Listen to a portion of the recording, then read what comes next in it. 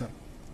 So దేశంలో మిగతా barrage చూడండి, దేశంలో రాష్ట్రంలోని మిగతా బ్యారేజ్ చూడండి. సర్ ఆర్థర్ కాటన్ లో పాండ్ లెవెల్ క్రస్ట్ లెవెల్ మధ్య తేడా 3.4 మీటర్స్ మాత్రమే ఉంది.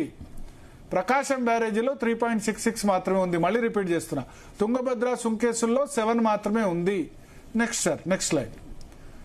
ఇవి దేశంలో లేదా పాకిస్తాన్లో సింధు నది మీద కట్టిన వాటికి కూడా మాక్సిమం 5.9 to 7 ఉంది.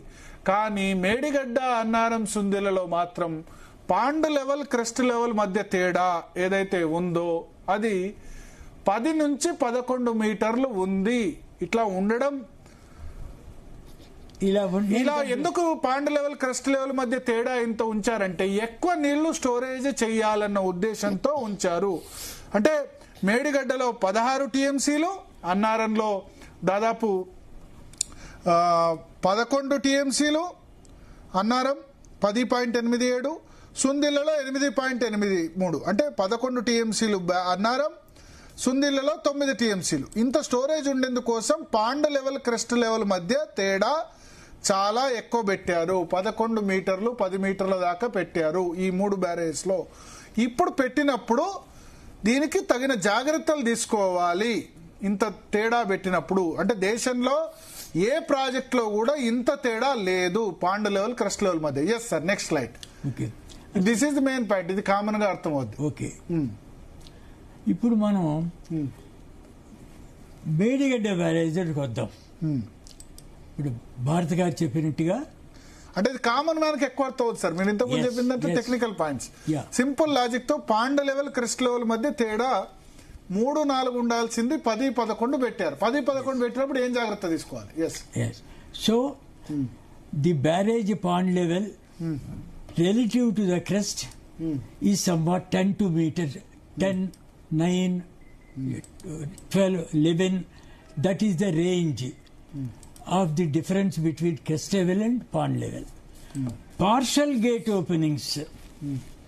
We have, when the gate is closed, it is completely closed.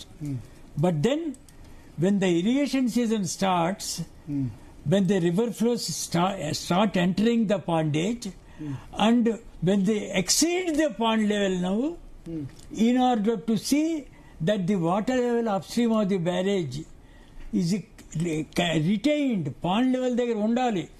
Pond level కంటే మించకూడదు. మన ఎయిమ్ పాండ్ లెవెల్ దగ్గరే ఉండాలి. అలా ఉండేట్టుగా గేట్ని ఓపెన్ చేస్తాం ఆర్ క్లోజ్ చేస్తాం. దానికోసమని తక్కువ ఇన్ఫ్లో ఉంటే గేట్ని క్లోజ్ చేస్తాం, ఎక్కువ ఇన్ఫ్లో ఉంటే గేట్లు స్ట్రైట్ గా ఓపెన్ చేస్తాం. పాండ్ దగ్గర లెవెల్ దగ్గర వీలైనంత వరకు మనకు పాసిబిలిటీ ఉంటే పాండ్ లెవెల్ దగ్గరే ఉంచుతాము. ఏమండి? సో అప్పుడు ఏమవుతోంది, it creates supercritical flow over the barrage gate close glacis and down stream apron. అదొకటి. Flow velocity and Froude number may be as high as 14 meters per second. అంత velocity.